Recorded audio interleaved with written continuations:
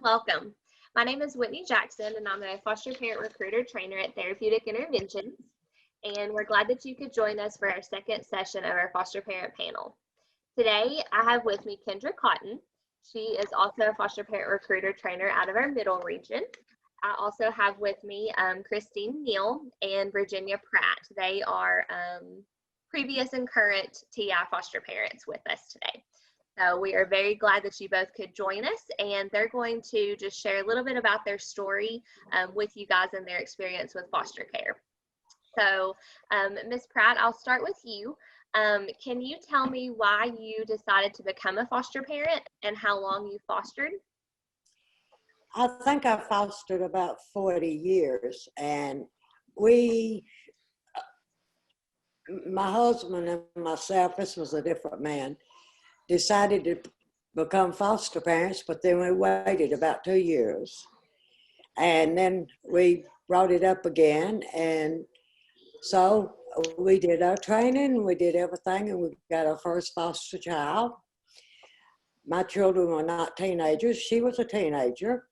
I wouldn't recommend that for a new foster child, for a new foster parent, but it happens. But anyhow, it was just the need, and I had been reading about the papers and things, and it was the need, and my heart felt like this is what I needed to do, and here I am 40 years later, still doing it. Great. Thank you. Thank you for sharing that. Miss Neal, what about you? Kind of what's your little bit of experience? Why did you decide to foster? I know, right now you've been kind of in a unique situation the last few months. So if you want to just kind of share a little bit about that and why, you're not currently fostering, because that's a great success story in itself. Well, I've fostered, I'm going to roughly say 14, maybe 15 years. Started out with teenage boys. I was probably in my late 40s, and I just wanted something different, and some lady handed me a little thing off of a newspaper, and it said needed foster parents, and I called the number, and it happened to be Therapeutic Interventions. So I made a trip to Cookeville, spent many hours with the lady, and went through the PATH class. And I've had several children. And right now I'm just kind of taking a break. I have 6 in the home that I have adopted. And I don't know what else to say, just that it's been a blessing. It's not easy raising children. They don't have your DNA, and those kind of, you don't know what to expect. So sometimes you get hit with things that you normally wouldn't with your own children. But you just push through it and pray for the best. Yeah. So with that, Ms. Neal, what made you decide to foster so long? Well, I just think it was in God's plan for me to do that. There's such a need, and when you first get these kids and you're trying to teach them things that they need to survive when they become adults, and watching them grow, you get some children that are delayed with all kinds of things, and then you see them grow and mature, and it's just a blessing to watch that unfold. Where some of them have some pretty rough past, and then the next thing you know, they're going to college, or making something of themselves. And I think that's important for all of us, not just me, but just America, to help these kids. I think it's everybody's responsibility. Yeah, thank you. Thank you for sharing that. Ms. Pratt, why do you continue to foster today? I didn't understand the question. Why do you continue to foster? Because there's such a great need out there, and we got so many children nowadays that are having different handicaps. And it's great for me to bring a child into my home that's never been taught nothing. And I see this child learning from me. I have a little boy right now I'm teaching. He's 8 years old. I'm teaching him to eat with a spoon.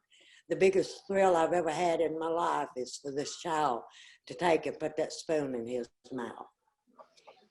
So it's been a thrill all the way through to see these children, because I've adopted 4 special needs. 3 of them are grown and one's 14. And so it's just a big thrill to me to watch these children grow and watch them learn and know that I've taught them something that nobody else did. Exactly. Oh, that's great. Thank you. Okay, for our final question for you both, Miss Neal, what would you consider your greatest success? It would have to be a 4-sibling group that I had adopted around 10 years ago. At the time I was fostering, you have a certain age that you prefer, and mine were like from 10 above, and these 4 children were 2, 4, 6, and 11, and it was just a big step, and I was and I wasn't sure really what to do. Prayed about it, but it's been 10 years, and the oldest boy, he found his little sweetheart love. He's married and has a family, and he always makes sure, even though he's not in the home, he's got his own family. He always comes, and he's just a blessing. Of course, his other 3 siblings are still in school. They've just been a big blessing as to watch them grow and mature. They were so very delayed, and my oldest daughter, she's turning 18, and I believe she's going to go to college. I think she's going to be the first one, so I'm really excited about that. And she is one of the 4 siblings that I adopted 10 years ago. Wow, that's amazing. It just took Yes. that little seed, that you planted Yes. coming into your home. Yes. Yeah. Miss Pratt, how about you? What would you consider your greatest success? I don't think I have a greatest success. Okay. It's been the amount of children I have fostered long term. Some of them was in my home for years. I have a 34-year-old. He wants me to call him my grandson, but he came as a year-old baby, and he is still in my life. He is on my property right now. He comes to see me every week. I did put him through school, even after he was given back to his mother. He still was my child. Every holiday, every weekend, every summer vacation, he was my child. So basically, I've raised him, and he's a great kid. He ain't no kid, 36 years old, but he's here all the time. And now that I'm not doing for him, he's up here mowing my yard, cleaning, doing everything. And so that's my big success. A lot of my kids I lost contact with because I moved from Nashville to Cottontown. And so I've had a few that managed to find me, but it's breaking my heart. I go on Facebook, look for them, and I can't find them. But it was my success story, just the amount of kids I've fostered till they returned out on their own, and the ones that I've taught so much. It's been so many that there's no great success story. There's a lot of success stories. Great. Thank you. Thank you for sharing. And thank you both for sharing your stories. You guys have both impacted and touched so many of the kids' lives that you've served throughout the many, many years that you guys have been doing this.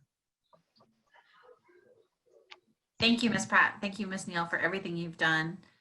We're all living in kind of crazy times right now with COVID going on, with the restrictions throughout the past year about mobility, schools being closed, all of those things. What we're seeing now nationwide is that there's still a great need for foster parents.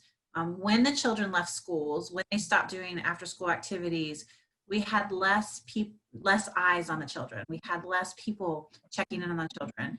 And so across the country, you actually saw reports to CPS about abuse and neglect actually went down.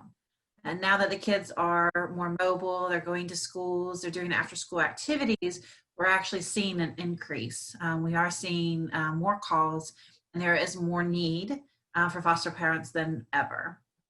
So if you're interested in becoming a foster parent, you can reach out to Therapeutic Interventions.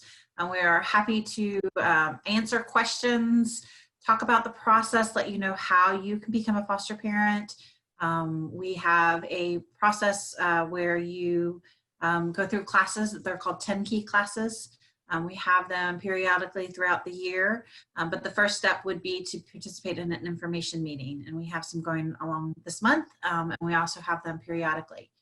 So if you are interested, let us know. We'd be happy to talk to you. You can see the impact of that these children have had on the lives of these women, and imagine the impact of these women on the lives of those children. And that's what we're looking for. So let us know what questions you have, and we can all start the journey together. Thank Amazing. you. Bye. Bye.